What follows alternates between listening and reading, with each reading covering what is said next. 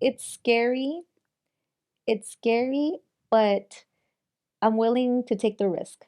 I'm willing to take the I mean, risk. what's the worst that can happen?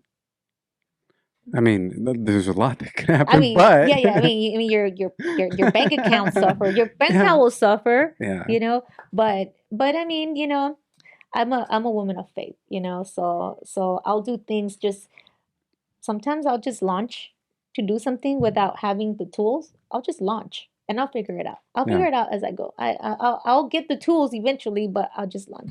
Is that like, do you think that that's something that you learned from your mom, like from the swap meets, like just You to know what? figure it out? Yes, yes. Actually,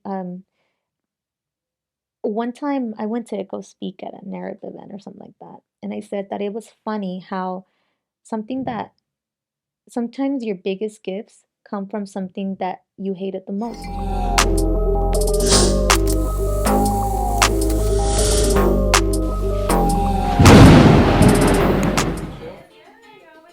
Oh, there you go. Wherever you like. You're good. Women and their good side, huh? Exactly. So And those are all your paintings. I see you're a big in drawing and all that. Very artistic, very cool. it's it takes my mind off work. That's cool. Very Because cool. you know how like we are. Tell me about it. Been dealing with it too long. What's that? I said, been dealing with it too long. Yeah, it's just it's consuming. Oh yeah, It's 100%. super consuming and like I mean if you don't have an outlet, it's I think like this past week I had Mhm. 2 transactions where it's just like panicky agents. I was talking to my client today, Mhm. and just telling him like, hey, look, like he's clear to close and everything's good. Mhm. But some agents, that's just their personality. It's not just agents, it's just people in general. Mhm. They're just panicky. Oh yeah. Oh yeah, 100%. And especially you know what? I think that our industry has a toxic anxiety, Okay. because I think that you could be the calmest person in the whole wide world, but automatically, if you're dealing with a panicky client or another agent or whatever, automatically you start feeding off of that anxiety and you start like panicking. You don't even know why, Yeah. but I think it just comes with the trade. Yeah, that's I've been told many times, like a client told me this was like maybe 3 months ago. He said, yeah, I feel like when I call you, it's like melatonin. He's like, you just calm me down because Mhm. you're just very mellow.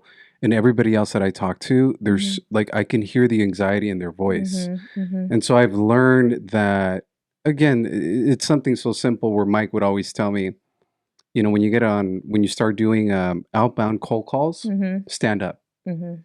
I'm like, why? He's like, because it changes Your tone. your tone. Mhm. And so thankfully I'm pretty high energy. I could Mhm. just, turn it on or whatnot.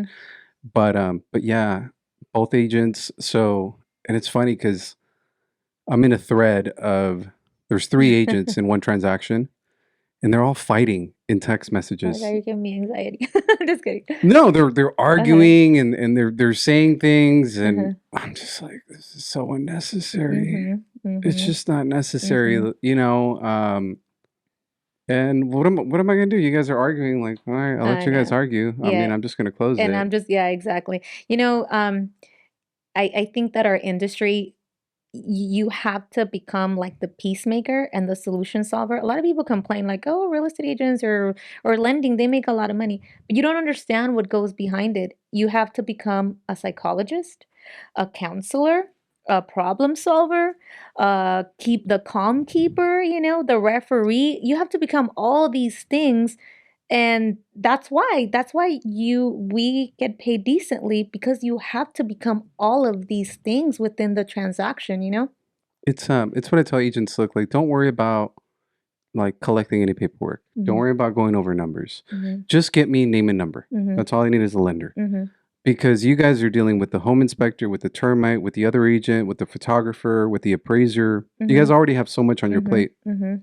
And then you multiply that by however many transactions you have. Mhm. And then if you have a team, Mm-hmm. You're managing all these Mm-hmm. things. Mm-hmm. And so it's like everybody needs to be able to execute in their respective roles at Right. 100%. Right. Um, but it's funny because I talked about this with someone and I Mm-hmm. said, there's just certain people Mm-hmm. that I just don't share shit with, Mm-hmm.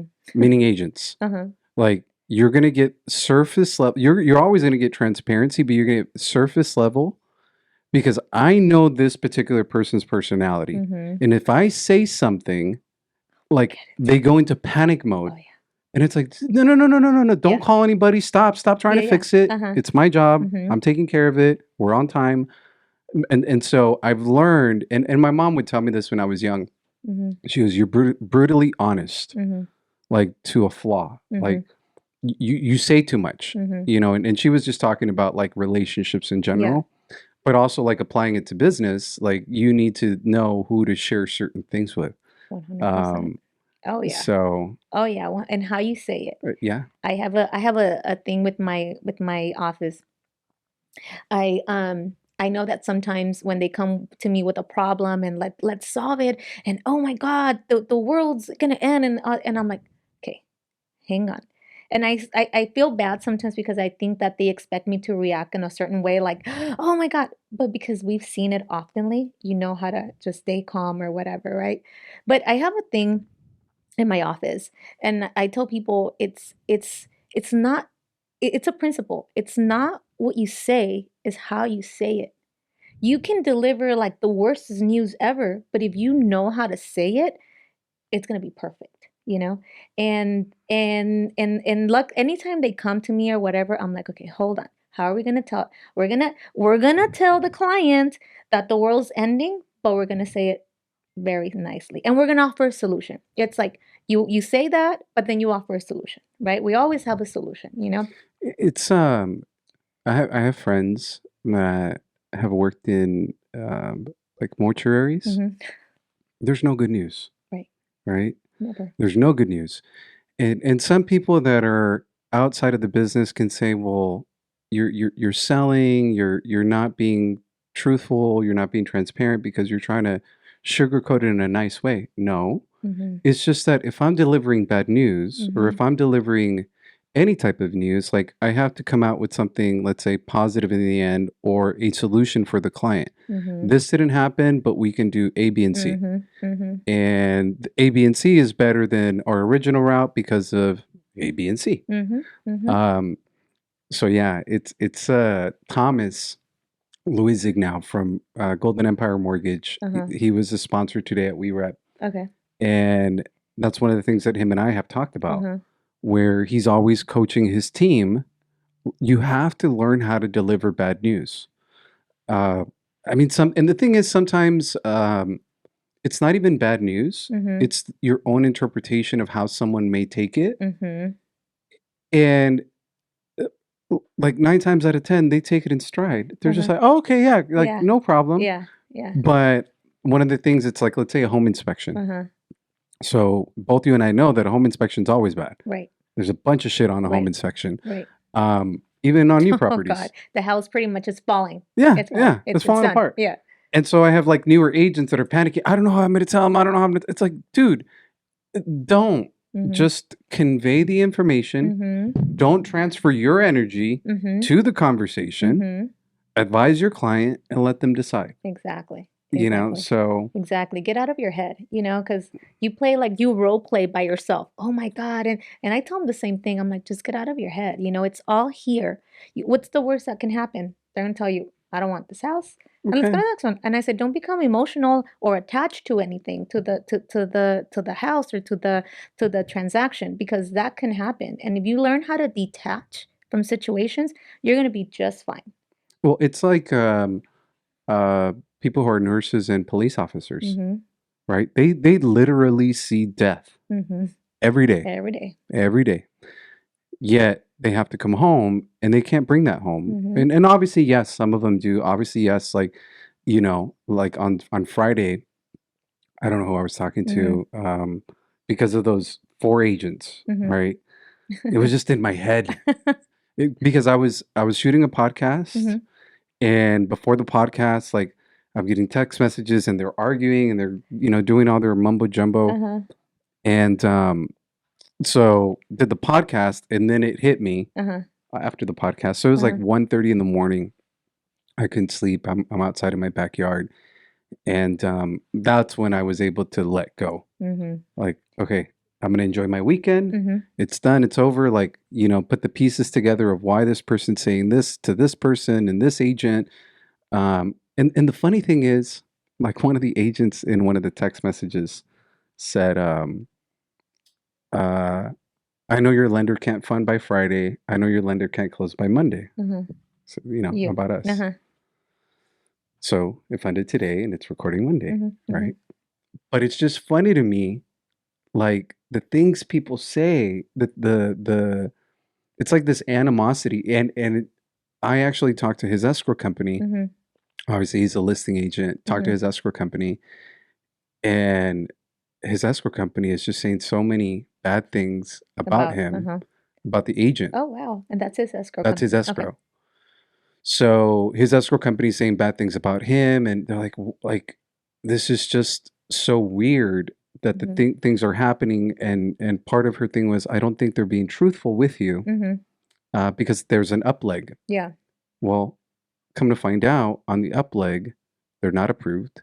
They don't have CD out. Oh, wow. They're so Wait. messed. Yeah. So I said, part of what I told the escrow agent, I said, look, I don't know the listing agent. Mm-hmm. Maybe he had a bad day. Maybe he had a bad week. Mm-hmm. Mm-hmm. Maybe he's under a lot of pressure. Mm-hmm. I don't know him. I'm not Mm-hmm. gonna talk ill will about him. Mm-hmm. I've never worked with him. Mm-hmm. Um, but this is unfortunate that when pressure gets put on from the other side, obviously, where they're buying, Mm-hmm. it gets translated down to us. Uh-huh.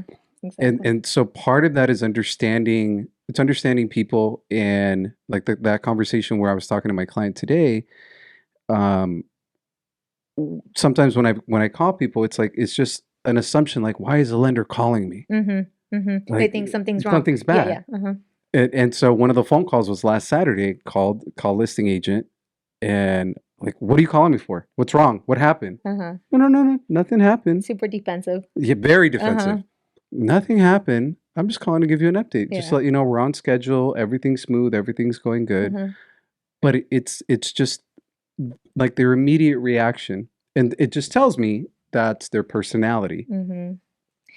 Their personality, or sometimes they just get conditioned to receiving bad news. Or yeah, Yeah, that too. conditioning, because like you said, the only time that a lender calls them is to deliver bad news. So he was already like, Ugh, but yeah, no, I mean, you see it all. I mean, how long have you been in the industry? 22 years. You started 2000. 2002. I started 2004. Okay. So I've been in the industry a long time, and you've What seen it made all. you start? Oh, Jesus. Um, so Honest answer. honest answer, I never wanted to do real estate. You didn't want to. No, I didn't even know what it was, to be honest with you. Okay. I never knew what real estate. I honestly, my mom, I was in okay, so I have a bachelor's degree in criminal justice and sociology. So at that time, I was still in school, and my goal in life at that time, I wanted to become an FBI agent. That was my goal in life, and that's what I was going for, right? And so I was going to school, and then one time I saw a sign, and it said, "Bienes raíces." Aprenda bienes y raíces en español. I didn't know what it was, but I've always heard my mom would say, "Ay, como quisiera aprender, bienes y raíces and everything." So w- I so my background, my mom has sold in swap meets all our life. We sold since I was 5 years old. I know the hustle, right? So we used to sell in a swap meet and hot, windy, you name it. We What were swap meet? well, okay. So my mom had puestos in LA, like Alameda Swap Meet and all those.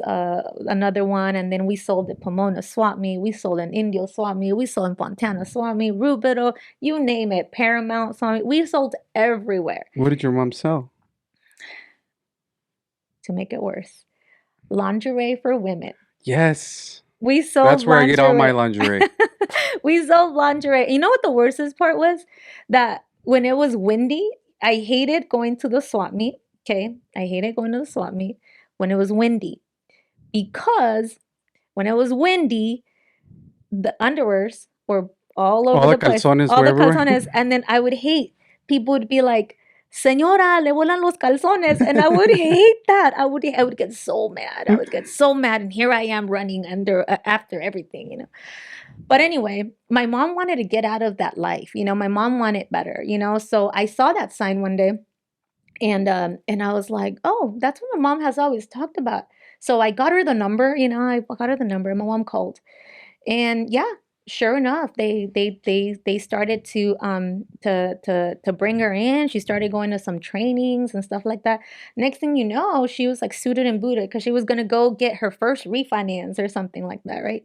And then like a few weeks later, maybe like 2 months into it, my mom told me that the front desk girl was leaving and they were promoting her to the back because that was at the time when you were able to do real estate and do loans, right? No extra license or none of that. Right.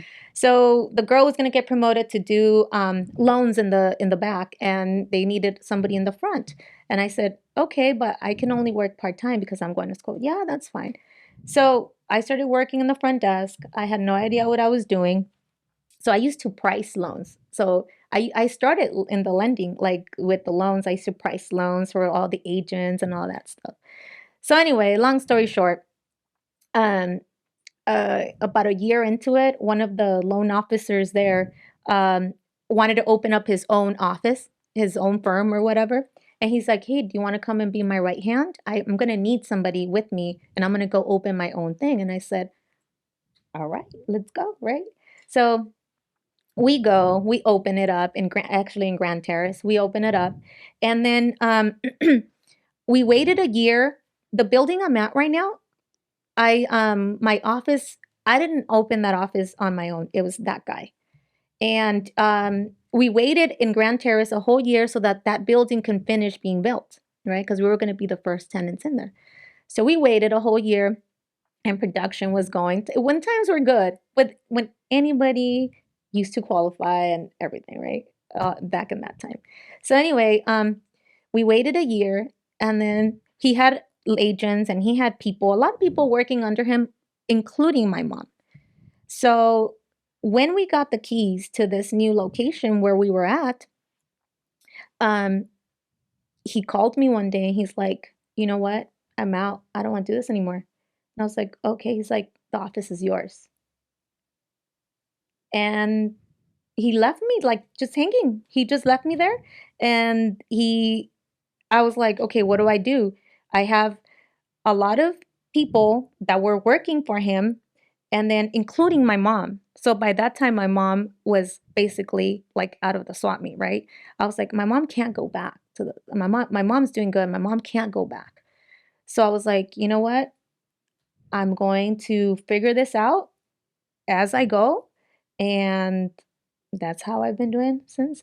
You know, figuring it out through hard knocks, through just trial and error, you know, fall on my face a lot of times, you know. I failed a lot of times, and but I have a great team behind me, you know, that have always had my back, because there's been many times where, you know, you're like, this is it. I'm done with it. I don't want to deal with this. And but something there's a bigger force that has always pulled me back, you know, I I say that because the year when the market crash happened in Mm. 2000, I want to say, what was it, 2007, 2007, yeah, 2007, when it 2008, 2009. So some between 7 and 9 it yeah. started it. You could see it. So 2007, I graduated from Cal State. I had gotten hired. I had gotten already my approval letter to go work for US Customs. But you have to start at the bottom in the borders, right? Working at the bottom in order to work yourself up to be FBI. And I was like, all right, well, if I have to do it, I have to do it. I'm gonna go work over there, right? And so I'm short, okay? I was like, you think I'm gonna pose any kind of threat in the border? But hey, I'm gonna do it for a year and then I'm gonna go up higher. So they called me the week I was gonna graduate. So Father's Day is June 16th. It's all, it's always on the second Sunday or whatever, right? So it's June 16 or something like Whenever that. I see it on social media. Yeah, it's one of those. It's in June. I know it's in June. So graduation was Sunday, and I had promised my dad I was going to graduate and give him his certificate because, my dad for me, like he's like my hero, whatever. So I was going to give him that. And then, so they called me Monday. They're like, okay, we got your proposal. You were hired. Please present yourself to blah, blah, blah. Well, I was like, call me after Sunday. I'm going to graduate on Sunday. Call me after Sunday. I'll be ready to go. They're like, all right, boop. And then they called me again Friday. They're like, okay, Miss Hernandez, we got your offer letter here. Please present yourself. I think it was somewhere in India. I don't know, somewhere over there. And I was like, oh, you know what? You guys just called me. Please call me after Sunday. I promise you, I'll be there at 5 a.m. Well, that I graduated, blah, blah, blah. A Monday morning, I called them. I'm like, hey, I'm ready. And then they're like, oh, I'm so sorry, Miss Hernandez, but the offer is off the table. We only call you 2 times. And if you decline it 2 times, it's off and you need to start all over.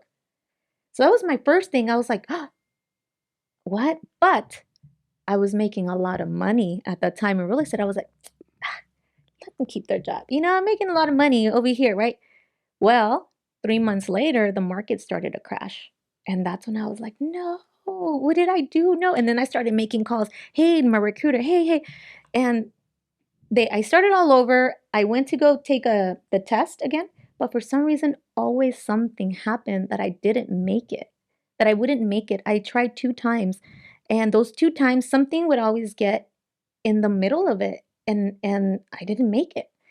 And so I had a talk with my dad. I was like, Dad, would you still be proud of me if I didn't pursue my college degree?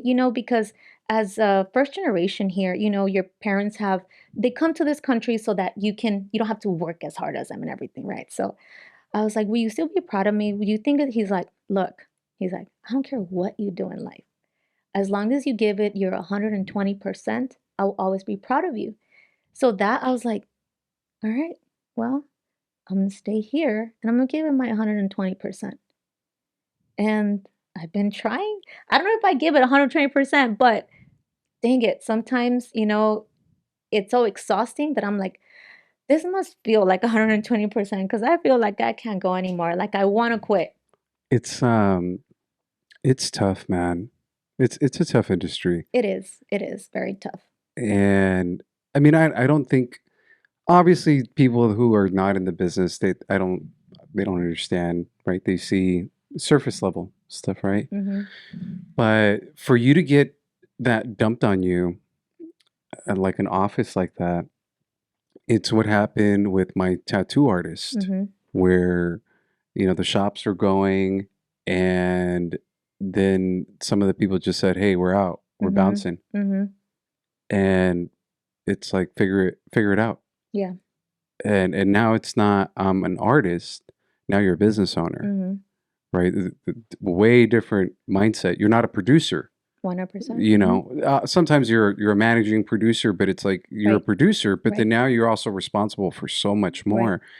And it's like a turning point in life, Mm-hmm. because again, you could say, "Screw it, I'm done. I don't want this responsibility," Mm-hmm. or "Let me pick it up and let me run with it." Mm-hmm. And Mm-hmm. most of the time, you're just figuring it out as you go along. Right. Um, it's not like there's a playbook. Mm-hmm. And I remember when I worked for Bank of America for a couple years Mm-hmm. in LA, because I had moved to LA. Mm-hmm. And one of my managers, because I'd always want to know products. Right. I need to know. I need to know what to sell. Mm-hmm. It's Mm-hmm. important to me. Like I need to. I'm very um, very methodical. Mm-hmm. Like I have to look at things. I have to understand it. I don't like when someone says, "Just sell it." Mm-hmm. No, it doesn't fucking work that way, because Mm-hmm. you know what? I don't want anybody to treat my mom that way, my dad Exactly. that way, my Exactly. brothers that way. 100%. If you don't know where the benefit is, and you as a salesperson or as a professional don't understand it, you better have a manager with you helping explain, because Mm-hmm. I'm not here to sell. I'm here to provide a financial service, solutions, all A that stuff. benefit. Yeah. Benefit. So it was funny when that manager said, "Hey man, I guarantee you that by the time you finish all this training, because I was doing a lot of the wealth, no, not wealth, the management for the actual employees. Okay. And so he said, by the time you're done with all this, I Mm-hmm. promise you the products will change. Mm-hmm. Like, checking accounts, savings accounts, certain deposits, fees, charges, Mm-hmm. because they're always changing. Mm-hmm. He's like, get a general idea. Mm-hmm. And then when you're with the client, we can always figure out the specifics behind it. Mm-hmm.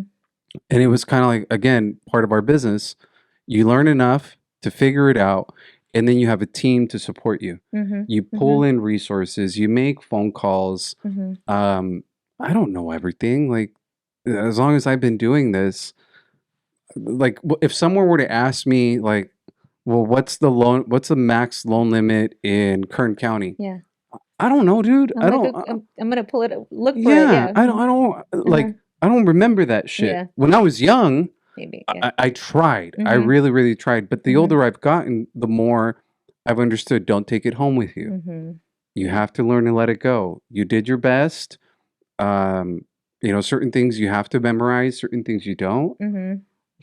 But always trying to do that 120% Mm-hmm. that you Mm-hmm. mentioned, right? Mm-hmm. And sometimes it's not. I'm sorry. Sometimes it's not 120%. I'm Sometimes. tired. Yeah. I'm sleepy today. I've worked so many hours. Yeah. My I'm mental capacity isn't there. I'm fried. Mm-hmm. One Mm-hmm. of the things my dad would tell me in Spanish, fortalezas decrecientes. So my dad's a business administration. That's Mm. his degree. Oh, nice. So he competed for like so we're from El Salvador, Mm-hmm. so parents in El Salvador. They had a competition Mm-hmm. to go to another country in Central America, Mm-hmm. and then they had another competition to go to Europe. And so he's always my dad has always been that guy, and I get that from my dad why I'm so precise Mm-hmm. with my loans. Like detail I oriented. have to Yeah. be. Mm-hmm. It's like I don't issue prequels. Mm-hmm. Like I don't just I'll talk to you and issue a Mm-hmm. prequel. It's Mm-hmm. like no, I'm running credit. We're doing DTI. We're doing verification of employment. Basically, if I give you an approval, guaranteed financing. Yeah. Um, because of the horror stories, Of right? course. I don't want to be the car salesman, the person that promised something and then can't deliver. Mm-hmm. Um, but part of what my dad said is you need to learn when to stop Mm-hmm. because there's no improvement anymore. Mm-hmm. And so there gets to a business or when you're doing HR that you have to let your employees go, meaning like you need to take a break. You Mm-hmm. have to be done now Mm-hmm. because everything you're doing now is actually hurting. It's hurting. Yeah.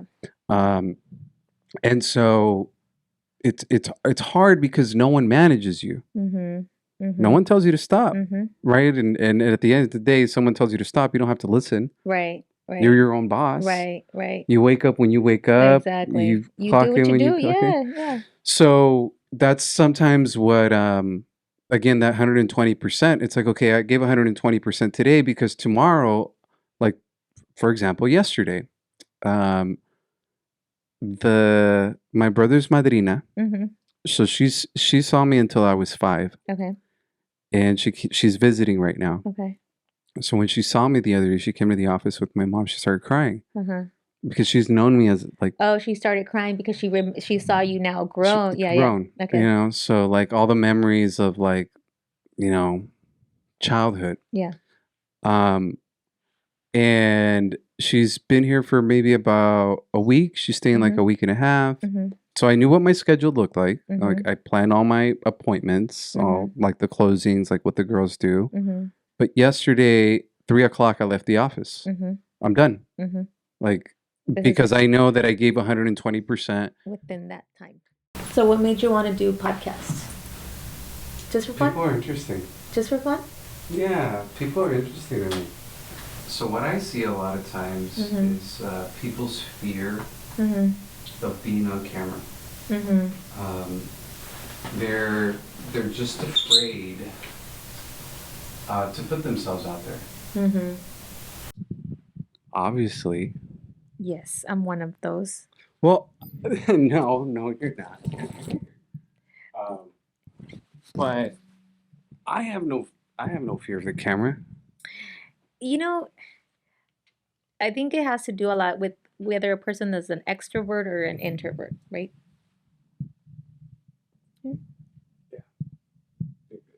perfect. Yeah. Okay, cool. Yeah, I think it has a lot to do with that. Like, you're an extrovert or an introvert, right? If you're extroverted, stuff like this is zero effort for you, because you like it. It's just natural you. Person introverted, I consider myself an introvert, right? To where if I can talk least amount possible, perfect. I'm more of an action person than a speaker. Like, I want to be behind the curtain most of the time. I don't want to be out there because for me it's a lot of effort, right? I don't know how I do it to sell houses, right? But for me, it's like that switch goes on. It's my show. I have to go on stage and I have to present, right? And then the minute I'm off that stage, I'm like quiet, like I'm back to my natural self. That's how I see myself or when I'm in my office and I'm presenting and I have to give a meeting or I have to give a training or whatever. It takes a lot out of me because it takes me out of that my comfort zone. And but the minute I'm done with that, I'm back to just being like quiet. I talk all day long on my phone. I text all day long on my phone, which is unusual for an introverted person. So when I'm back into my regular life, my friends get mad at me because I don't answer calls. My friends get mad at me because I don't return text messages, or even my husband or my dad or my mom, whoever's calling me. Sometimes I won't answer because I'm exhausted, and the natural Sandy doesn't want to talk. You know. That's it's funny because like at We Rep, I always hide. Like I hide in the corner. Or like I have my hat down, glasses on, Mm-hmm. because I don't want to. It sounds weird, but I don't want to engage with people. Mm-hmm. And someone today, like, hey, you're hiding. Yeah. No one would ever guess that you like to hide Mm-hmm. because they see my They social see. media. Uh-huh. But the thing is, this is part of me, Mm-hmm. right? So part of what you and I do when we present, we bring that out. Mm-hmm. When I get on the phone, we bring that out. Mm-hmm. When we get with clients, energy, Mm-hmm. positivity. Mm-hmm. Um, but I would prefer to be in a little corner Just where working. nobody Yeah, yeah. recognizes me. Like I don't want to be seen. I Yeah. don't want to talk to you. I don't Yeah. want to hang out. Yeah. I don't want to go to the bar. I don't want Yeah. to go to the club. Yeah. Like leave me alone. Don't Yeah. talk to me, Yeah. type thing. Yeah. And so when like starting the podcast for me was when I would see a bunch of videos, right? Like Mhm. obviously reels or videos, Mhm. and at first, it was famous people, like Mhm. really, really famous people, Mhm. like, getting on shows. Mhm. And then after I started seeing not famous Mhm. people, just like regular Regular people, people. and I would see them and I'm like, I could do that. I could make quality content Mhm. and they're not saying anything special. Mhm. They're not saying anything new. Mhm. It was just recorded with good Mhm. audio, with good Mhm. lighting. Somebody Mhm. edited it, Mhm. and they put it out Mhm. and it got views. And Mhm. so for me it was always like kind of like the art stuff. Mhm. When I could see someone do something, that means I could do it too. Yeah, If someone can do 300 loans a year, that means I can too. you can do it. Uh-huh. So I can see somebody anytime obviously anything that you see, Mhm. I can do myself. Mhm.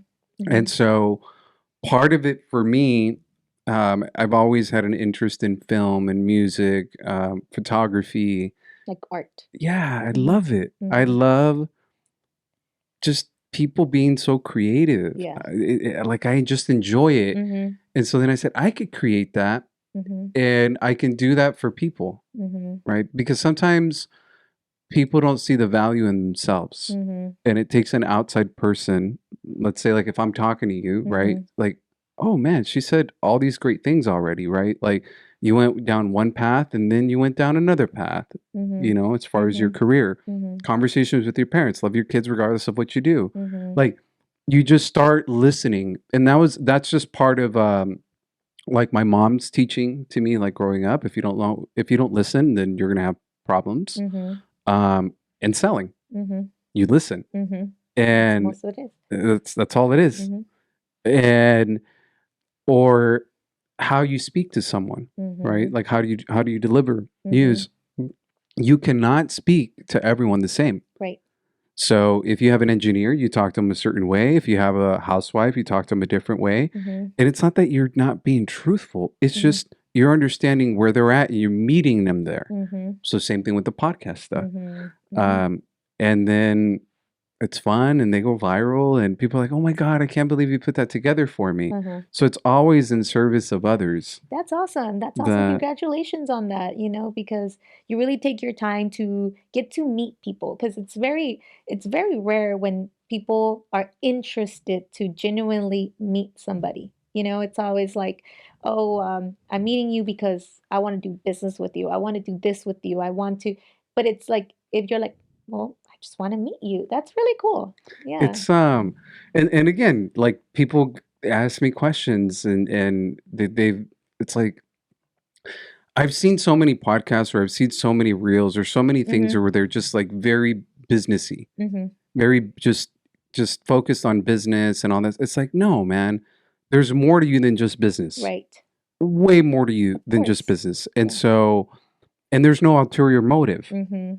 right? Mhm. Like I'm not trying to do anything other than give people a platform and then creating content for them. Right. Right. And um I don't know, it's just I like helping. That's I like cool. helping That's people. awesome. Yeah, like you're trying to help people bring out their genuine self, Yeah, like I just okay, we already know that you do loans, but what's up with the man behind the lender, just like I think like also like when like myself, right? Like I think that it's really people see you as like, okay, well, she's the broker at so and so company, right?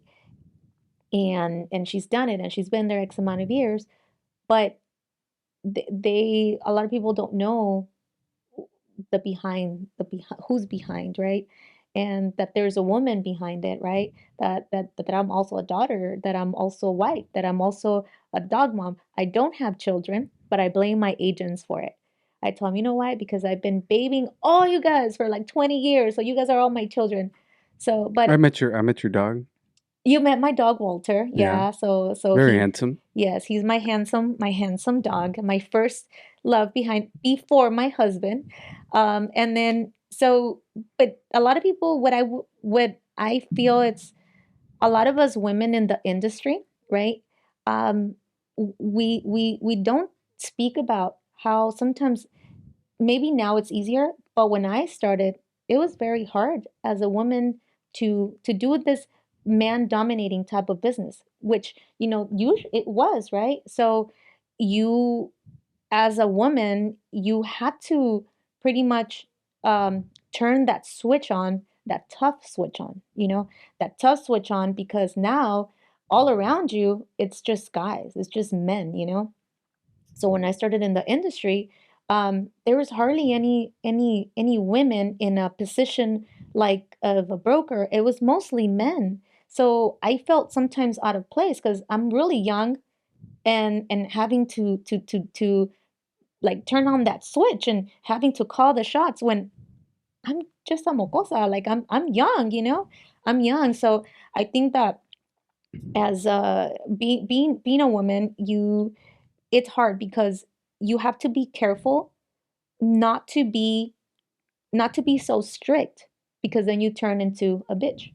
People categorize you as a bitch. Right. You can't have too much authority because then it's seen wrong. So having being a business owner in this type of industry, and I'm thinking in all industries, it's been very difficult so that you can manipulate your emotions because women are very emotional. You So don't say.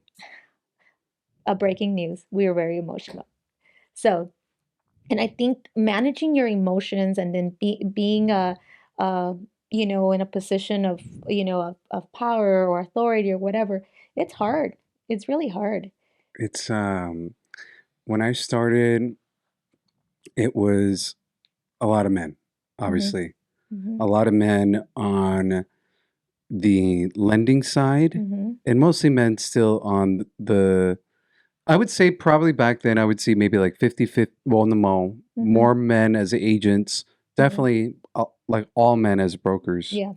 business owners. Now I see some girls as lenders, Mm-hmm. some that's changed, Mm-hmm. but a lot more women as realtors, right? Right. And brokers and like running their offices. Right. Which to me, it's funny because when I see all these not cartoon, well, yeah, even cartoons Mm-hmm. or comic book stuff about Mm-hmm. women empowerment, Mm-hmm. it it it gives me like satisfaction because like that's what I've always seen my mom do. Mm-hmm. Right. So my mom's been in sales for 20, no, not 20, 30 plus years, 40 years, something What like does she that. sell?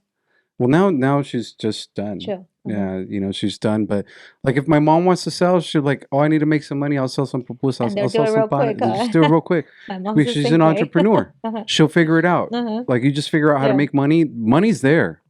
Money's always there. Mm-hmm.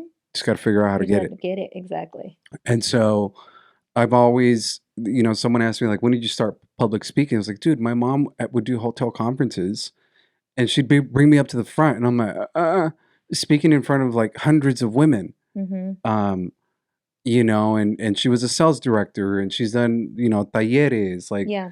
empowerment That's cool. and getting past hangups and all that stuff. So I've always seen in my household women, women, women, Mm-hmm. like millionaires, like Mm-hmm. always just being super Entrepreneurs. Yeah. successful entrepreneurs, Yeah. go-getters. They have Right. kids. Right.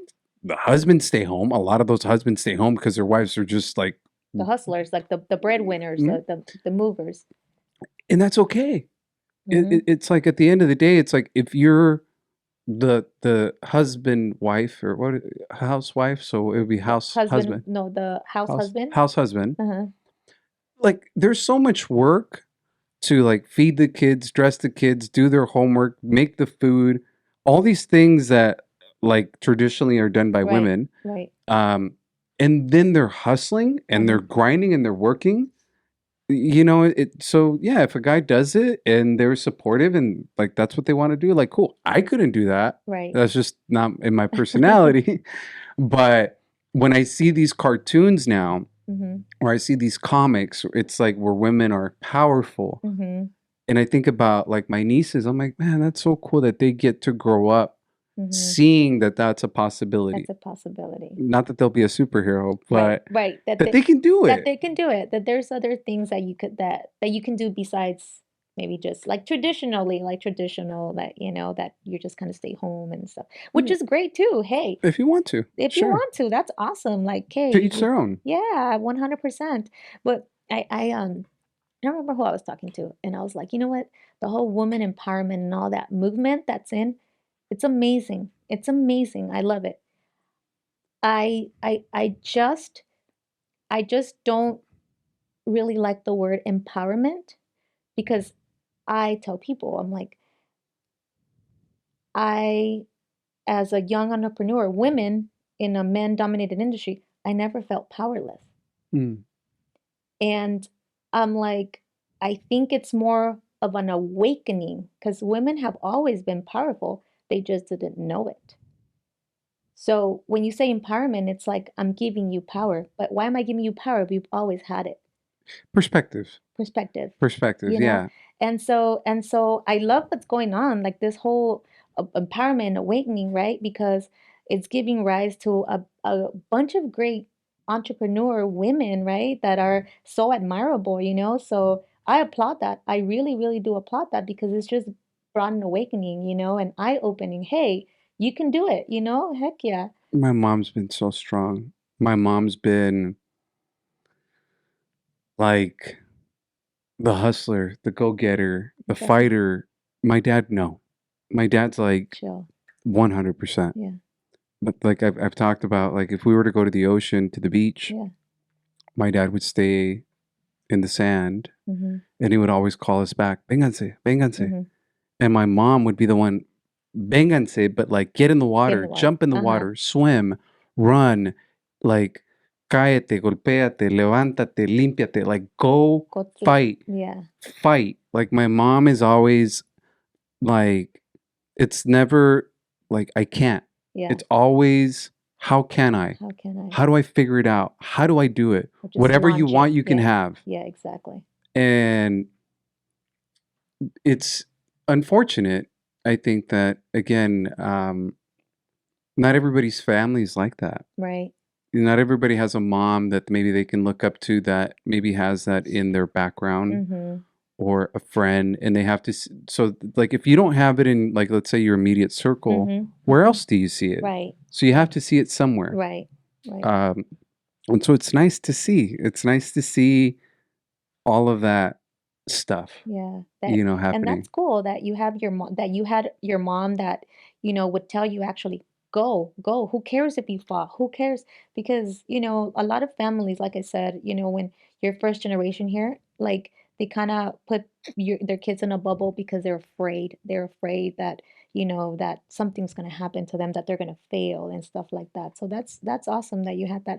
What was really cool is that you post a lot about your parents that they're separated or divorced, They're but divorced. then they're like best friends. Yeah. And I have the same dynamic with my family, with my parents.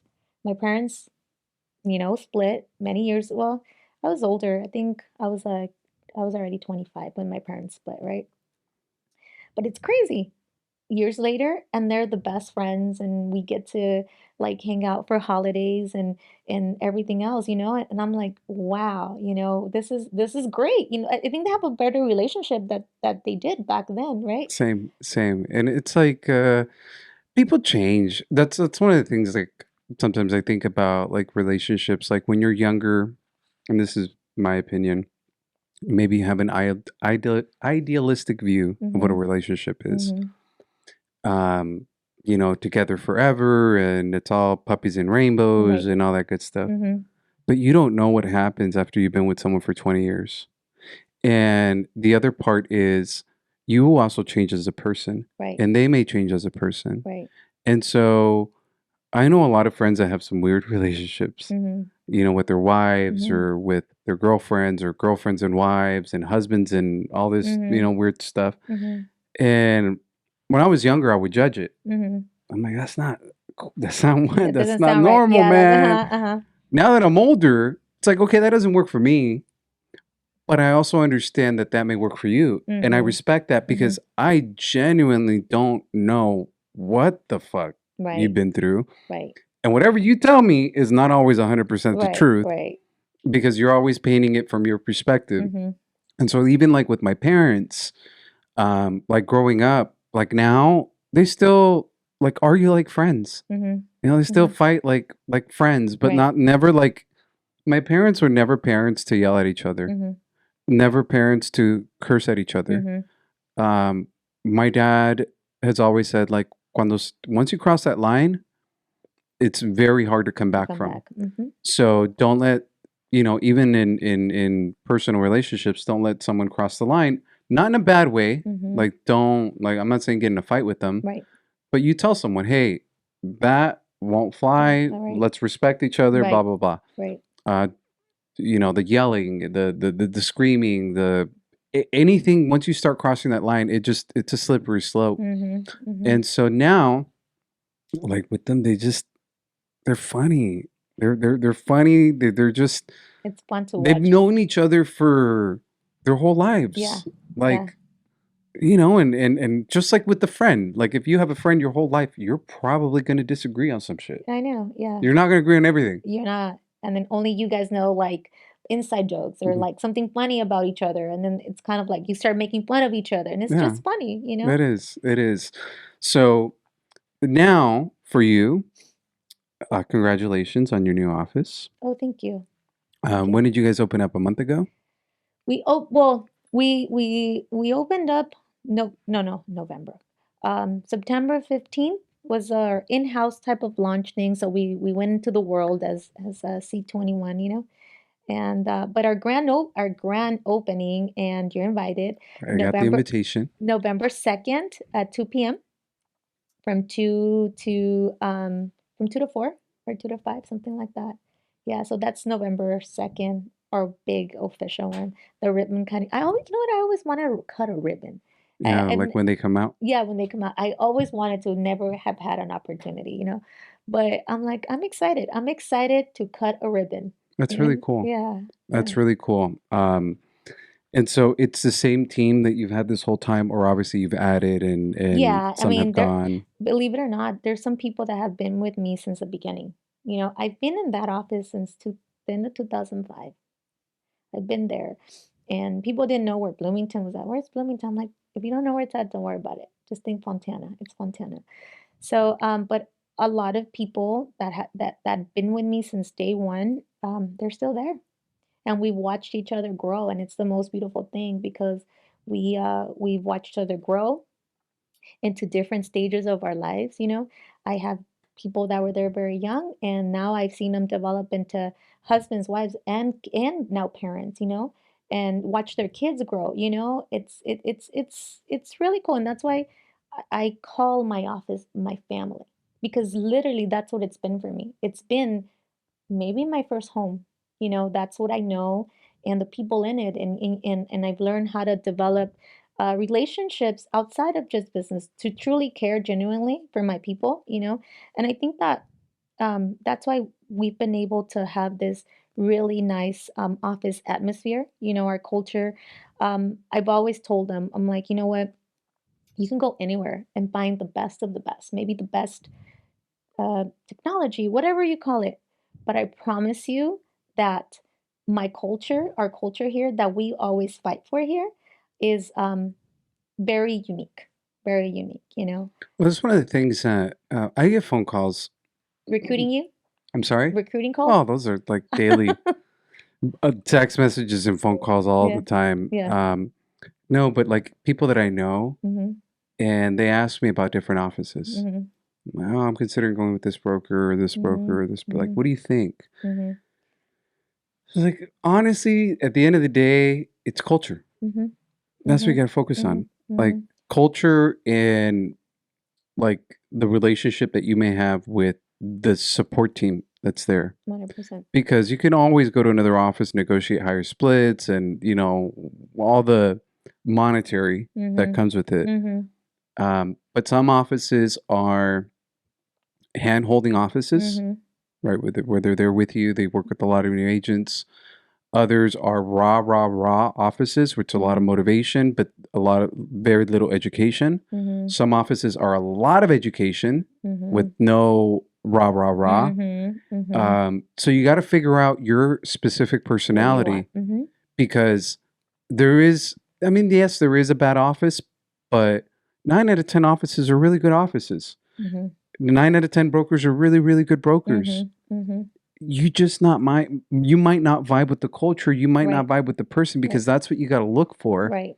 And I know some offices that are just sink or swim. Mhm, mhm. Like there's no Guidance. guidance. Like you come here, you put your license here, you're getting your money, but don't come asking a fucking question. There's no training. There's like Mhm. figure it out. Right. And then there's other offices again where it's like meetings every day. Mhm, And I'm a person, me personally, mhm. again going back to the introvert. Uh-huh, I hate meetings. uh-huh. I hate being around group. Mhm. Now, can I play the part? Of course. Absolutely. I've had to Mhm, many, many times because we've been in-house at many offices. So we have to come in there. mhm. I have to play the part, Yeah.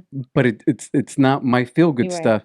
Right. Now, at the end of the day, like when I work here in the office, Mhm, I'm in this area, mhm. doors closed, and I'm just grinding Yeah. 100%. I'm in it.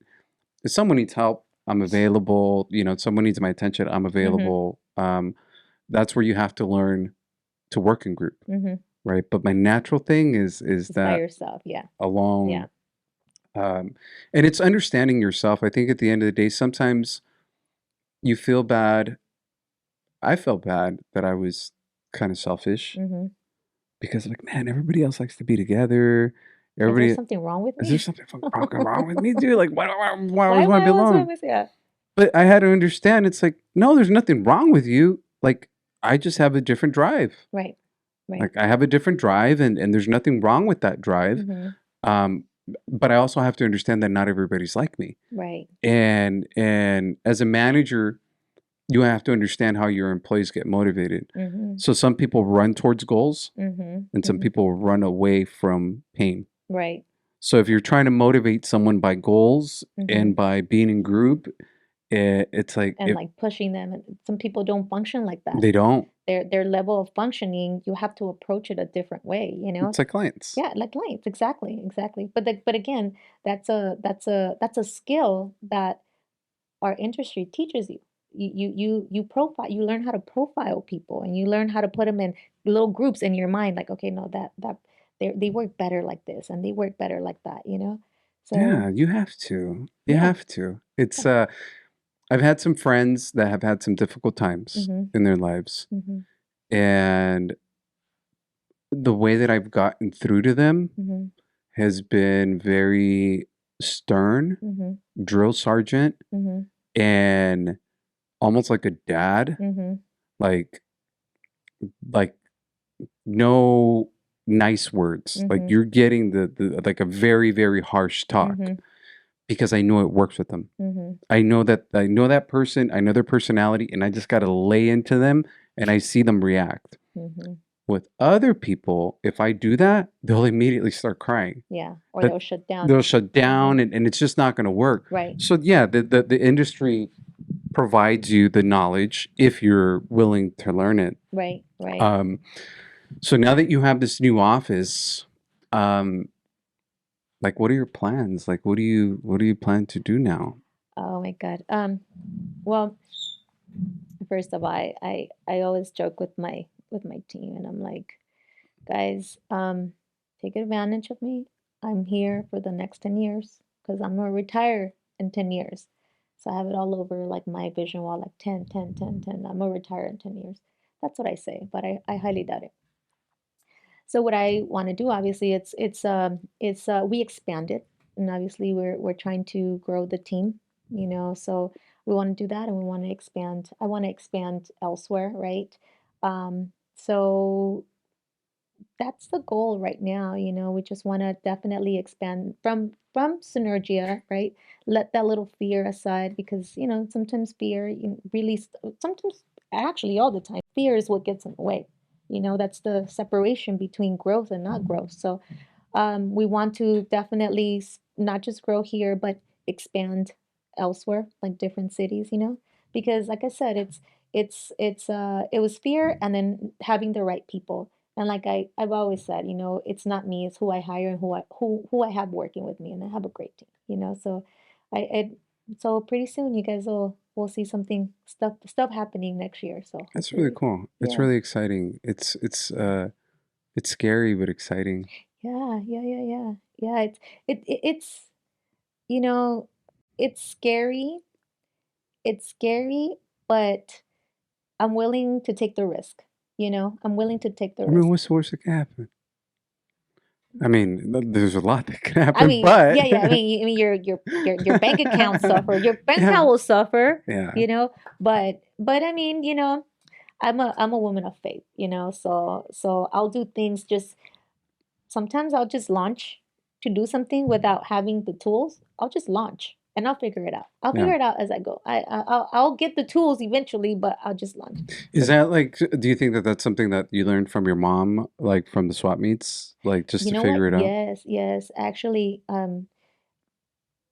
one time I went to go speak at a narrative event or something like that, and I said that it was funny how something that sometimes your biggest gifts come from something that you hated the most.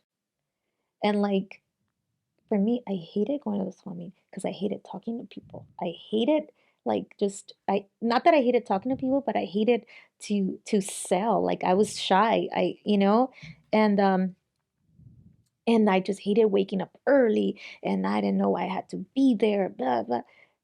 But it's funny how through that I've gotten the biggest gift that I have now, right?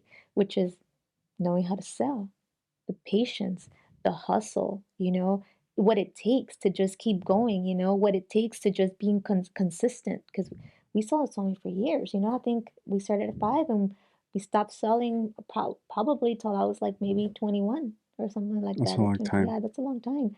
So I learned all of that. So through something that you hate the most, sometimes comes your biggest gift. And I think that now I appreciate it. Now, yeah, through that, it taught me a lot. You know, it taught me, what it takes to run a business, what it takes. You can't just throw the towel tomorrow. Like, it takes consistency, and it's not going to happen overnight and it's not going to be perfect overnight. You're going to fall. You're going to fall hard, you're going to sink, but at the end of the day is qué tan rápido te levantas, you know? And the funniest thing is that I'm right next door to the swap meet.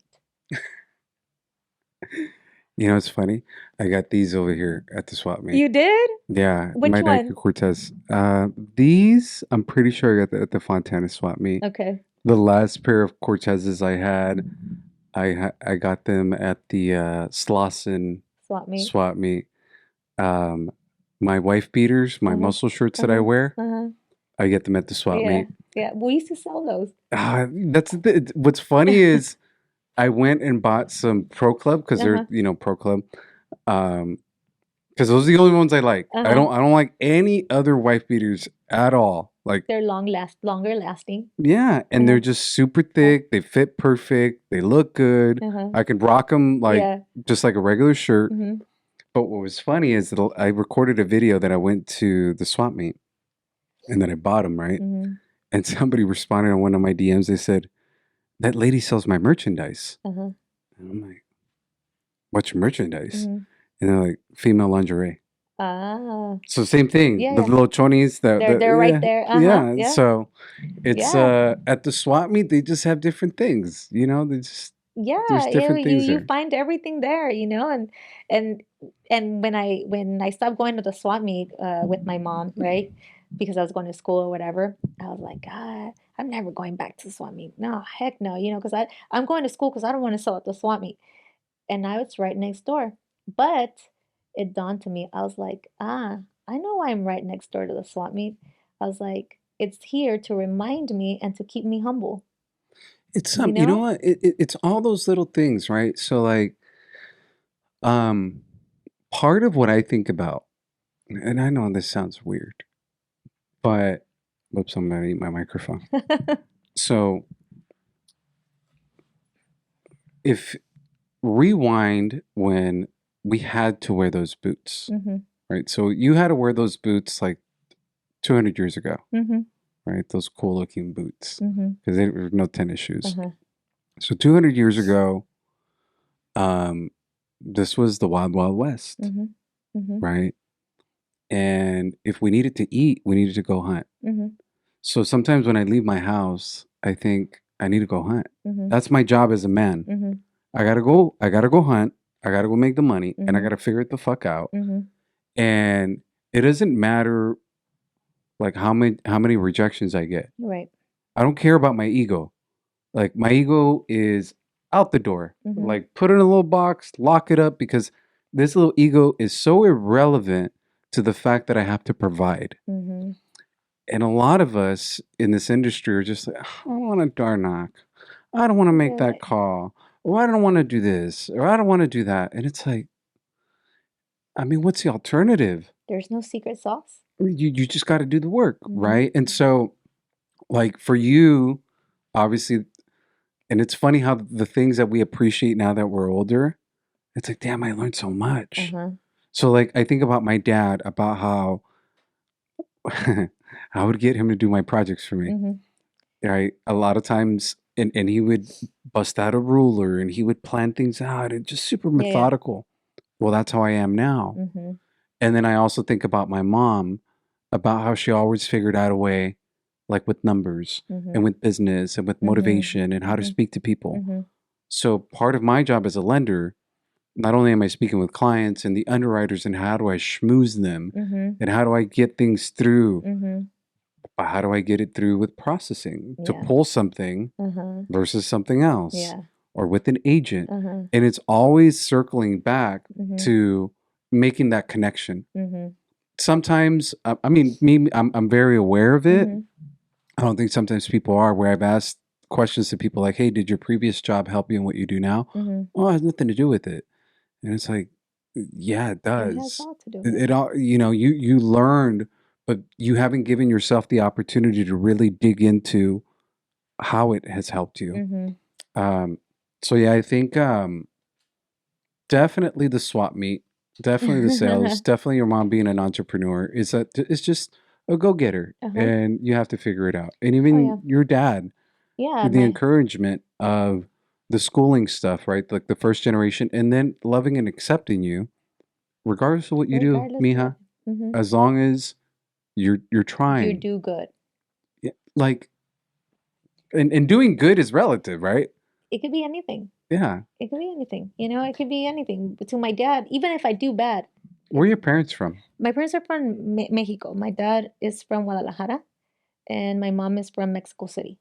And so you were born here, I or was you were born born? here. I was Okay, born okay. here. And so I'm first generation. Wait, somebody said, I don't know if you know, but somebody said that if your parents were born in Mexico and you were born here or in another country, you're second generation. I would say you're I'm first, right? yeah, But first. I don't How know. could you be second? I don't know. Some lady they came to do a presentation about cultures, Uh-huh. and they said, "No, you guys are second generation." I'm like, "How? That doesn't Doesn't make make sense." sense. But I still say I'm first generation. So yeah, I was born here. Yeah, I'm zero generation. I wasn't born here. You're born. I was born in El Salvador. Okay, okay. We're all of us were. Mm-hmm. My brother was like a couple months old. Okay.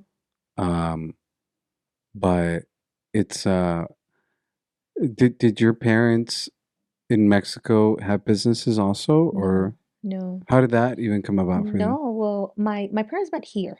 Oh, really? My parents met here. Yeah, they didn't meet in Mexico. They met here.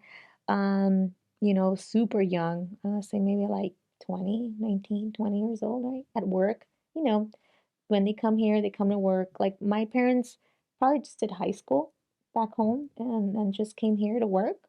They met and my mom's always been a hustler. Like my dad's always been the chill one. Like hey, whatever, like super chill. Like I go to work, I work my job, I come home and I'm chill. And my dad has always been like content, but he's always been sufficient, like always had enough. And my dad's very intelligent, learned English on his own, learned how to read English on his own. So he would help me with my homework, getting everything, going to school, right? So that's my dad. But my mom has always been like the hustler. Like, oh no, they would tell her, oh, sell this. She would sell everything, everything. Like if she liked it and she used it, like if it was cremas or whatever, my mom would sell it. My mom was always like hustling and selling. My mom was always about business and about having business, about wanting better. It wasn't about her trying to be like rich or well, it was always about living a little better of a like average wage. That was my mom. Do you have like a bucket list now that, like, obviously your mom was like always living better, so now when you project yourself 10 years into the future and it's like I'm going to be done, and when you're done with that, do you have a bucket list for things to be better, like as far as things that you want to be able to accomplish at that point in time in your life? Oh yeah. Oh yeah. So when I say retirement, I don't mean like me closing my doors of my office and I'm done. No, I just mean more like I won't be a managing producing broker anymore because right now that's what I do. I'm a managing broker. I'm a producing broker. I'm an agent. I'm everything. So I want to retire from that and kind of step down a little bit and then just put another person in charge in my position so that I can do other stuff. I'm not going to say so much traveling. People think there's something wrong with me because they always like, why don't you travel? I'm afraid of flying. Okay. I'm terrified of flying, right? And that's number one reason I don't travel. But number two, it's because I I've never felt, how people are like, oh my God, this is what I yearn to do. I want to travel. I've never had that. I've never had that I really want to travel. No, that's not my dream. This is my dream. My dream is I want to my parents are gonna well my dad's retiring in May, and so I want to be able to provide for them financially, like have a check for my mom and my dad, be able to provide a nice check for my parents, and pay off their houses. Pay off their houses. I want to have a shelter, a dog shelter. That's what I want to have. I want to have a big property, a big land, because that is how I want to retire. I want to retire, like with my dogs, because I share, and that's why I'm like, my office is a dog-friendly office. Bring your pets. We will love them, we'll babysit your pet. So Dogs are the shelter is going to be called Walters. exactly that. How'd you know? That's a cool name, Walter's Walters. home, or I don't know, something Walter. Yeah. It'll be something Walter. But yeah, that's my bucket list, and obviously, invest and stuff, which I do. That's my side gig. I always also invest and all that good stuff. But that's somewhere around the line I wanna go. It's funny because I have similar thoughts in regards to when I look at my business, I think I love what I do. Hmm. I genuinely love what I Me do. I too. love my job. Me too. I don't think I'll ever stop doing loans. Like not like ever, but like way, way into the future. I Hmm. just don't. I'd like to get to a point where I don't need to do loans, right? That's retirement in my Hmm. mind. Hmm. Where if I do loans, Cool. fine. Like I did it, Friends but and there's no family, yeah. need. Hmm. Um, and I'd like to have a ranch. Hmm. I want a ranch, acres, not an acre, not half an acre. I want Acres. acres Uh-huh. where I don't see my neighbors, Hmm. right? I don't want to see anybody. Yeah. I don't like They don't again, even know you don't live there. yeah. Hmm. I want to live in the woods. Yeah. Like I want to have farmland. I want to be able to like grow food. I Uh-huh. want to be able to paint, Hmm. right? And if I want to go into the city, yeah, I can go into the city. Hmm. If I want to be around people, I can go around people. Yeah. But I want to be just like alone with the Yeah. dogs. Yeah. I love dogs. Uh-huh. That's why Walter was so like cool when I met him. Yeah. Um, they're just love. Yeah. That's what puppies are. That's what Yeah. dogs They're just, are. yeah, unconditional love, Hmm. You're their hero. I You're, walk outside. yeah. I walk outside the other day and my dogs are freaking out when I walk back in. And I'm like, dude, I just walked outside. Uh, Like, why are you so hyper right yeah. now? Yeah. Yeah. And then, it's like, I didn't leave anywhere. But that's because you're their everything. Yeah. You're their everything, and that kind of joy. My dog throws a party for me every time I get home. I'm like, where am I gonna get this? Yeah. Who's gonna throw a party for me every time I get home? Yeah. So, but yeah, I mean, That's that's really cool. and so yeah, that's the idea. Just kind of be away from people and leave me alone with my dogs. I just want to be alone with my dogs. And then when you want to hang out with people, then you do. I do. I'll have them over or whatever. If not, I just Do you want to easily. go to another, like another state or you want to stay in California? Well, I I've another disclaimer. I don't travel also because of Walter, Okay. because so we go anywhere that we can go on a road trip, Sure, so sure. that Walter can come. So I recently went to Texas, and I like the whole farm life, the whole ranch, and how it's so green and it's so nice. I was like, oh, this could be a cool retirement, kind of Yeah. retirement area. I'm like, but I still haven't decided that. Okay. I don't know if I can. I'm a Cali girl at heart, 100%. So it'll be hard, but you never know. In 10 years, a lot of things can happen. Yeah, I've thought of the same. I've thought of Montana. I've thought of Texas. Wyoming.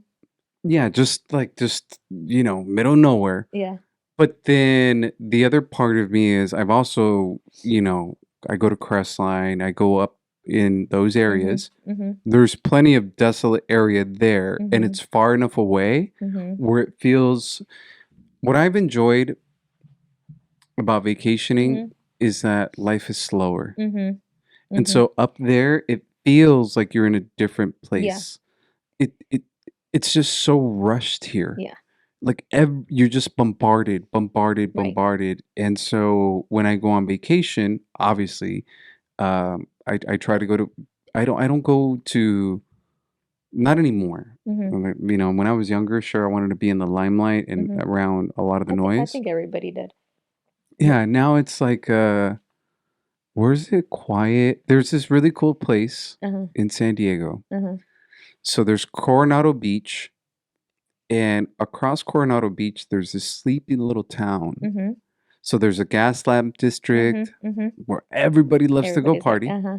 So I wanted to find this place that was on the beach away from everything. So it's a two lane Mm-hmm.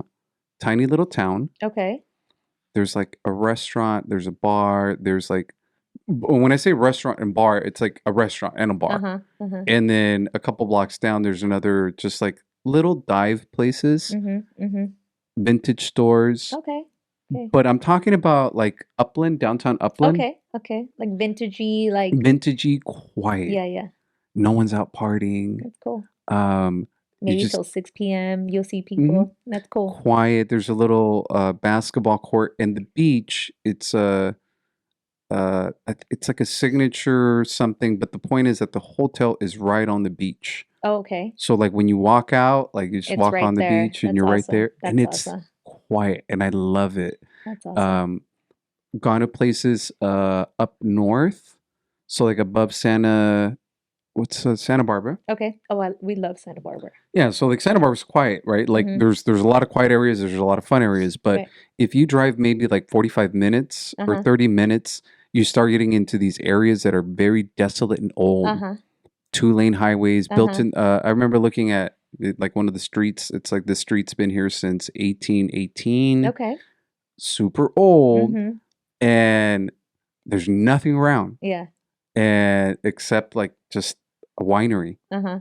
And so little things like that just make me happy. Like peace, right? Like Peace and peace. quiet Yeah. because you are bombarded Uh-huh. all day.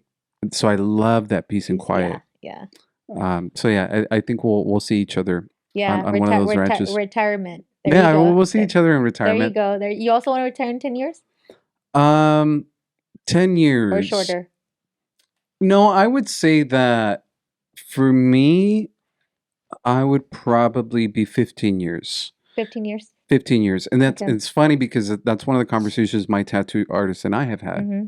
I have a lot of tattoos, Mm-hmm.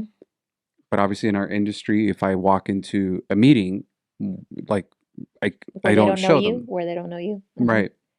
And so one of the things that we talked about is when we will tattoo my hands or Mm-hmm. my neck or Mm-hmm. very visible areas. Mm-hmm.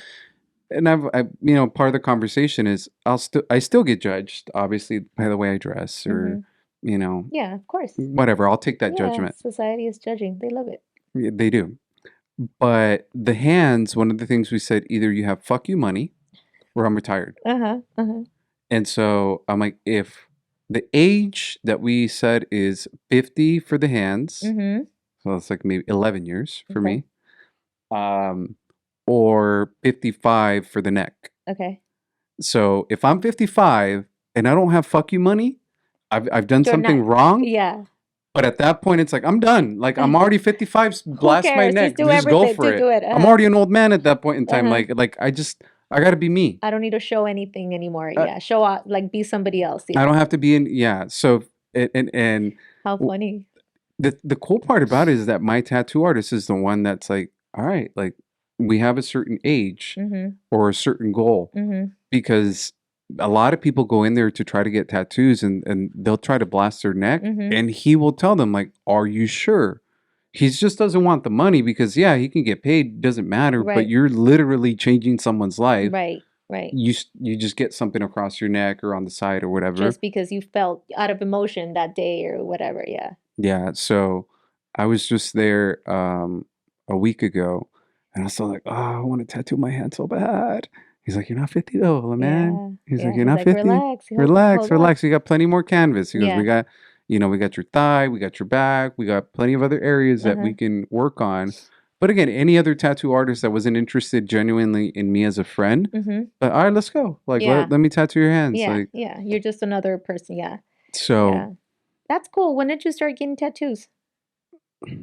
22 years ago, Oh, wow. a long time ago. That's cool. You have any? I do. Yeah. I have two, but I never show them. Oh, okay. Like, they're in my back. Uh-huh. I wish I could have gotten more, but I just never did. But yeah, I like tattoos. I think they're Yeah. really cool. I think they add on character to a person, you know? It's so I just got at the LA Tattoo Convention. Mm-hmm. I got 3 awards for my tattoos. That's awesome. So, I forgot which ones they were, but like out of thousands of people that were there, Mm-hmm. I get up there, get not naked, but in my underwear, like they could, so they could Like, see everything and uh-huh, judge it, and other uh-huh, tattoo artists are judging them, uh-huh, and they give awards. Like, okay, this is like one of the. So I got 3 awards. uh-huh. My artist actually walked away with a dozen awards. Oh, that's So pretty badass. Good. yeah, and again, part of what it is, it's like going to conventions and just entering the pieces because I have a lot of like for me, I have like Pedro Infante, I have Mm-hmm. Cantinflas, I have Elvis, I have That's Johnny dope. Cash, That's so cool. James Dean, Clint Eastwood. Yeah, yeah, yeah. So these are all like very well-known Mm-hmm. figures, Mm-hmm. and if someone does a shitty job, Mm-hmm. you'll be able to know, like, Mm-hmm. oh, that's not Clint Eastwood. Like, what the, Yeah, you yeah, know? yeah, So they're very important to me. yeah. They mean so They mean much a to lot me. to you. Yeah. They mean like they mean like my parents, my grandparents, my mom, my brothers. Mm-hmm. Mm-hmm. They're things that when I look at them, obviously every morning if I'm getting in the shower or whatever, it's an immediate memory every Mm-hmm. day being reminded About. of the love and the Mm-hmm. significance that it has to Mm-hmm. me. Mm-hmm. Or for someone else, like, oh, this guy's just like he likes to ink his body. He's crazy. It's like, no, Mm-hmm. dude, like this It means means so much to something. me. Mm-hmm. Mm-hmm. So yeah, maybe you should get another one. Maybe I don't One of know. Walter. Maybe you know what? Maybe that's actually a very good idea. Probably one of Walter. Like the paws. I've even thought about that. Like just getting Yes, their little the little paws pause. Yeah, tattooed yeah. or like their little face because I look at Archie. Archie's one of my Uh dogs. huh. Little Yorkie. Uh huh. And I see him now and I'm like, oh man, he's gonna fucking I know. die one of I these know. Don't days. tell me I'm gonna start crying And I look at now. his eyes and they're starting to get Like glossy. glossy with the little like stain around. I don't Mm-hmm. know what they're called. You And know. I could see it, Yeah. and I'm just like, fuck, dude. I know he's gonna die. Yeah. Well, I mean, it's very likely he's gonna die before me. Of course. You know? Yeah. No, that's true. That's And it's true. just it hurts, man. It does. It does. Like I start every time I think about it or whatever, I start crying. Mm. And it's so funny because um my husband used to trip out uh when he just met me because I would legitimately have a full-blown conversation with my dog. And What did you do today? yeah, and then I'll start singing to him. I have all these little songs I made up for him, for my dog, you know? How long And have you then had Walter? 12 years. Yeah. Ever since he was a puppy. And he's like, I thought you were so weird because he's never had pets. Oh, okay, So okay, then he okay. comes and then this girl has a pet and she talks to him and she sings to him and In everything. Spanish or English? It's both. I make up little songs for my dog. Is he bilingual? He's bilingual. Yeah, Oh yeah, okay. he understands everything. Wally, Walter, Waltercito, mi amor, my love, everything he knows. Everything. He knows it's him, Yeah. you know. But I smuggled him over the border. He's from Tijuana. Oh, okay. Yeah, so we smuggled him over, but it's been the best $20 investment I've ever made. It was $20 in La Linea Oh, really? at the border. Yeah. It Like, was, oh, I'll take him. yeah, well, he started being $100 or something like that. This guy just had pockets and then he pulled out two puppies from the pockets and there was a white one and I'm thinking it was probably Walter's brother or something on the other one, but I gravitated towards the white one. And I'm that person that if I see a dog I need to touch him, I need to go pet your dog or something. So I was like, oh my god. So I grabbed him and he went here and I'm like, I'm in love with my dog. I'm in love with this dog.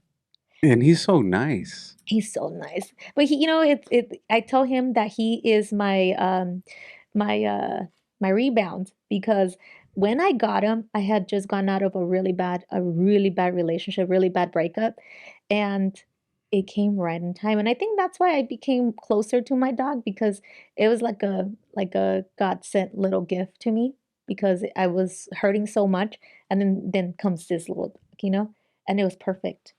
I have conversations with random little dogs. Yeah. Like if I see him, like I will. It's funny. I was at an open house once, Uh-huh. and family walked in with a newborn baby, Yeah. 2 kids. So newborn, 2 kids, Uh-huh. husband, wife, and obviously the agent I was with. Uh-huh. She immediately gravitated to the baby. Oh Uh-huh. my god! And the family, and I felt so bad when I realized what I did because I immediately The dog. ignored them and went to the dog. Yeah. And then after I was like, oh shit. This Like, is this was the right move. No, no, yeah, the baby, the baby. the baby, exactly. But I love dogs. Naturally, naturally, Naturally to dogs. naturally, yeah. So business, I want to ask you like three questions, or not Okay. three questions, but what would be three tips that you would give agents right now navigating this kind of crazy market? Um, if they're not, I guess, seeing the results that they want, and Hmm. I would preface it to the degree that most of us are not getting the results that we want Of unless course. we're working harder. Right. But what's something that you can give to an agent as far as advice is concerned? Like you're not getting the results that you want, but what can you recommend to for them to do to try to get those results? Okay. So I definitely recommend, we just talked about it, definitely being in, first of all, in a place where you culture is key, where culture is going to work for you, because you, like I mentioned, you can have the best tools, I can give you the best advice, but if you're not at the right place, you're not going to produce, right? I would definitely tell you that you need to educate yourself. Okay. Constantly, real estate is not something that we just get licensed, and then we start just selling houses. You constantly need to educate. It's literally school, like on a daily, on a weekly. Put time aside to really educate yourself on what's going out there in, economically, where are we at financially as a state, as a country. You need to know all that stuff, because those are going to be like your resources to pull out whenever you're trying to make a sale, because it's not about selling. You have to give information, right information, and the client and the sale will happen organically. You don't even have to try, but you have to educate yourself constantly, constantly, constantly. I think that's really important because I think a lot of times agents, I know it sounds bad, but it's the truth. They're lazy. Hmm. Lenders, agents. It's like I'm just a loan officer. It's like Hmm. no, dude. I Hmm. mean, if you look at yourself as just a lender Hmm. or, as a loan officer, as an agent, then yeah, that's exactly what you are. Right. But you're the expert. Right. And you really can't call yourself an expert if you can't formulate an Of opinion. course. And like me as a lender, I can give you an opinion and part of what going back to my dad, Hmm. I have to have facts Hmm. to support it. Hmm. I think this because of this, because of this. Hmm. This is it's sucks to say, dude, everything that's happening right now in Israel. Hmm. But on this weekend, after I had my little 1:30 in the morning moment of getting level-headed, Uh-huh. on Saturday I was painting Uh-huh. and then I saw the attack, right? Or I Hmm. saw something about Yeah. it. And it sucks to know that once that's happening in my mind, I'm like, "Oh, my rate sheet's going to be better on Tuesday." And so I talked to someone on Monday Hmm. and I said, "Look, there could be an Hmm. immediate knee-jerk reaction of this and this and this happening because Hmm. I've seen it before, but it's very likely that we'll probably get a bit of improvement. We got to take it, and then later on in the week, it's going to reverse." Hmm. Hmm. One of my clients, I saved them $276,000, and I gave him a choice. Hmm. I say, "Hey, look, I suggest we do A, B, and C, Hmm. or you can gamble and you can go till tomorrow. Hmm. I think tomorrow it's not going to have a significant improvement based on what I'm seeing, what I'm Hmm. suggesting, and blah blah blah. Hmm. So my advice is we do this today. Hmm. But Hmm. if you'd like, it's your choice. Hmm. My job as a lender is to give you advice. I already Options. laid everything out on the Yep. table." Yep. He said, "I trust you. Let's do it today." Hmm. Perfect. Hmm. What happened in the market today? What happened in the market yesterday? Hmm. Exactly what I predicted. Hmm. Exactly what I predicted happened on Monday and on Tuesday. But when you ask most lenders, well, what are rates going to do next week? I don't have a crystal ball. No, but you also have facts, data, and previous experience Oh to yeah. help me understand it. Hmm. And so I think as agents, a very important thing is the education piece, um, to be able to understand and convey to your the Consumer. consumer. Hmm. And it's really important at a city level, Hmm. at a state level Mm-hmm. and at a national level Mm-hmm. for you to be informed of finances. As an agent, you're not dealing with the finances, but it affects your clients, Mm-hmm. Mm-hmm. right? Like Mm-hmm. tax deductions affect your Oh clients. yeah. Oh yeah. Capital gains affect your Everything, clients. all that, So it's like, oh, well, I don't know. Talk to your tax person. Well, I'm not a tax professional, but in the past, this is A, B, and C. Mm-hmm. Mm-hmm. And I'd also advise you to consult with your tax Right. professional. So I'm 100% with you. Education is crucial to allow Yeah. you to formulate your opinion. And then Yeah. Yeah. that culture, Yeah. like you have to. You have to, and then, follow the patterns. Follow patterns. Learn to follow like patterns, study the history, like just go back and in real estate, dig up history, dig up history because, again, we live in a time where we all kind of have toxic anxiety of everything that's going on. So people love to panic. So remember, you're a person that's there to bring calmness to the situation, but you can't if you're panicking with them. So you go back and you research, the patterns of real estate, the patterns of the financial work, all of that, so that you can calm your client and say, look, with facts, hey, this happened in 1980 something, this happened in 19 this, and with that, you're going to calm them down, and again, give them that confidence that working with you or buying the house now, it's okay. Nothing's gonna happen, And if it's not okay right now, that's fine. But in the future, they'll come back to you because they know that you're giving them facts. You're the expert. It's uh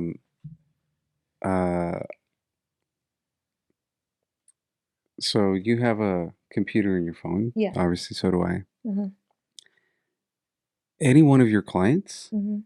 can Google the answers. Mm-hmm. What they want is confidence in a professional Mm-hmm. that can give it substance Yeah. and can give it value. Yeah. So, like when someone calls and like let's say they call my office and it's like, "Well, what's your rate?" Mm-hmm. Me personally, like back in the day we got trained, it's like, don't ever answer that question. Mm-hmm. Like, how much do you charge for your listing? Yeah. You answer that question, you're dead in the You're done. water. Yeah. You're Yeah. done. Yeah. So, because they can just easily Google it, they're 100%. looking for something else. Mm-hmm. They're just not telling you. Mm-hmm. All right. So, I think you definitely need to have that, especially in times where maybe it's a little bit slower Mm-hmm. for a lot. Mm-hmm. It's the time to gather your ammo. Mm-hmm. It's a time to educate yourself. It's a time to Mm-hmm. learn maybe new systems. It's a time to reconnect. It's a time to understand relationships. Mm-hmm. It's a time to make yourself so valuable Mm-hmm. as an agent, as a Mm-hmm. lender, so that when the tide turns, You're you're ready ready to for go. it You're ready to and go. you're ready to Yes. go. Yes. 100%. Cool.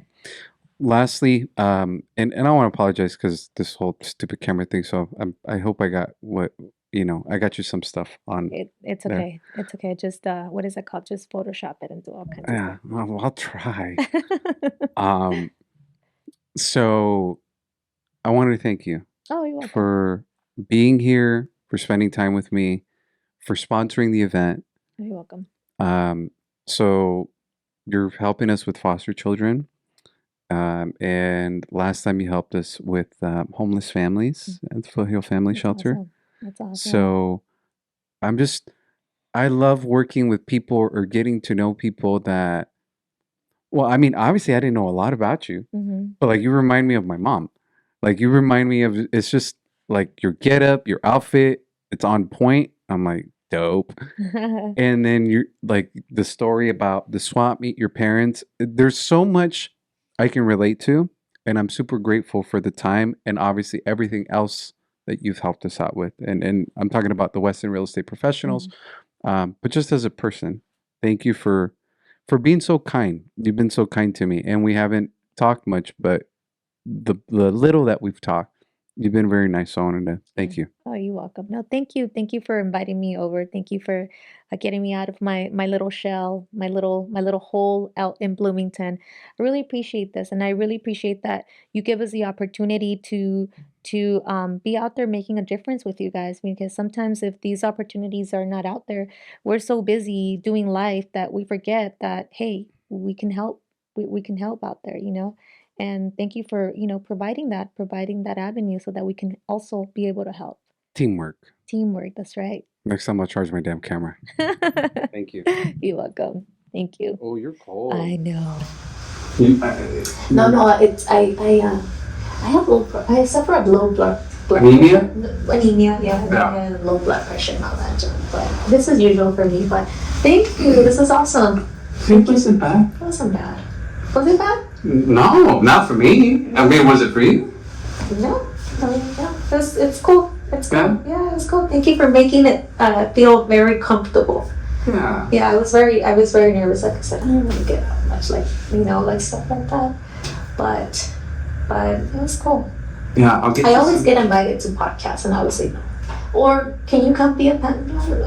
I'm Oh, not. I'm so lucky. Huh? I'm gonna owe you, man. Now I'm gonna owe you, so I can have my good camera going. Because I hate the fact that it cut off on me. It's okay. So I'm gonna owe you. I'm gonna call you again to record another one, and you're gonna say yes, because I'm gonna wear my boots next time. Next year. You're gonna wear your boots next time? Yeah, so we can match. Cool. Yeah. Oh, you know what?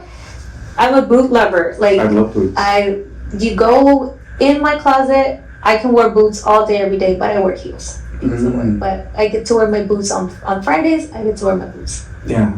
If it's hot or whatever, I'm wearing my boots. I think I'm a cowgirl at heart. So when I went to Texas, that's what I wanted to do. I wanted to go to Texas because over there, boots are it. Yeah. So I wore my boots the whole trip. It was 115 degrees, but I was wearing my boots because I was in Texas. It's funny because I was sitting there today and my feet were hurting. I say, this is why I wear tennis shoes. I hate wearing tennis shoes. I always wear my boots. Yeah. I always wear my boots, and today my feet were hurting, and I'm like, damn, this is why I do it. Yeah. So, but yeah, it's next year. They're dope. I my last pair of Cortez, I think it was like in the 6th grade or something like that. Yeah, I had to get the leather ones. Yeah. No, they're cool. They're really cool. It's been a minute. How old are you, George? 39, You're 83, 84? 84. Oh, okay. I'm 82. Oh, okay. I turned 41 this year. I'll be 42. Yeah. Yeah, that's on like 10 years for me. 10 years, I'll be 50. Well, last year, no, I'll be 50. Yeah, I'll be 50. I want to retire early. I want to retire before I'm 65. Yeah, I think it's like it's just going back to. There's this one thing that was taught to us, like with mortgage planning, right? Mm-hmm. And it's like the obligation versus a choice. Mm-hmm. So when I do equity repositioning analysis, so what we're doing is your balance, then we figure out your debts, and then there's a lot of people that want to force themselves and say, I want to take a 15-year, I want to take a 10-year. Mm-hmm. It's like, okay, do you want to force yourself, Mm-hmm. or do you want to have a choice? Mm-hmm. Because if I do an asset accumulation account, right, like you put this money over here, and then I show you your growth on your equity, and then I show you your balance being paid down, I can show you that this money can grow at a higher rate, and now it becomes a choice Yeah. with a lower obligation. Mm-hmm. And so the same thing, like as far as like my retirement, to me it's like I want to be able to have that choice. Yeah. Rather than the obligation. The obligation, yes. Yeah, freedom, financial freedom. Yeah. At the end of the day, it's financial freedom to where if I don't have to go take that listing because I don't want to. So I'm gonna tell one of my agents to go take that listing because. Or even the simplest thing, I was just talking to Jonathan, another one of my agents, and it sounds so weird, but like firing a client. Oh, there you go. Yeah. But it's this freedom now that I have tenure, right, of so long in the industry, and I'm like, wait. You spoke wrong to me one time. No. You spoke wrong to me a second time. Get it. All right, cool. Third time, I'm done. You're fired. Not in those words, but firing clients and just being okay with it. Yeah. Like I don't need that stress. I don't need that person, Your or energy, even yes. or agents where it's like, look, I'm sorry, I can't deliver what you're asking me for. It's like a breakup. But I'm like, oh, dude, I can't. Yeah. You require too much of my time. Exactly. I'm actually losing more sitting here taking your crap than I am gaining. So, you know. And it's being okay with that. And not, yeah, it's being okay with, I was talking with another broker, and it's like understanding when you make certain choices, you're saying no to money. Yeah. And you have to be okay with saying no to money. Because money's not the most important thing. When I was young, 19, fuck yeah, money was the most important thing. Of course, at that age, and especially making this kind of money, it's a lot. Yeah, that's a lot. Yeah. I was 19, I was out of control. I was out of control. Yeah. But now it's like, it's not money that's important, it's my peace of mind. I need to make money. I mean, you know, I need to, I have to. But, you know, I had someone call me, a realtor from like Long Beach or something like that. And they're like, well, for example, I can give you some Long Beach. They said, hey, can you do an open house? It was like 6 hours. So in my mind, I'm thinking, okay, an hour there, an hour back, 6 hours there, prepping for it. So I'm like, that's gonna take like 9-10 hours. My dad had just had heart surgery. Oh, okay. And I just told him, I was like, hey dude, like, I'm sorry, like this happened with my dad. There's no way I can not go to see my dad because I gotta go spend 10 hours with you. Right. Oh, well, don't you want to work? Of course, I'm available. Like, I'll pick up the phone, but my dad's more important Of course, at this time, yes. in his recovery right now Right. than any fucking loan. I could care less. Right. And the older I think we get, it's just like that perspective and that acceptance Yeah. to understand, like, I'm okay with it. Yeah. I'm okay with it. I'm okay with it. Yeah. Or what am I gonna gain with it? Like if it's becoming too difficult to close a transaction and they're giving you a headache or you're bumping heads with the client, what good is it to close it? And remember, we work for relationships, right? I'm gonna close it and they're still gonna be pissed off. I'm not gonna Let's get still get a bad review. yeah, I'm not gonna get a referral. I'm not gonna get nothing. So why am I gonna do it? You know, so yeah. But thank you, though. Thank you for coming. You're welcome. Thank you for having. You're really nice. Oh, thank Yeah. you. Sometimes. Well, nice to meet. Nice to you. Yes. Nice to Only because we were on camera. Yeah, let me walk you out.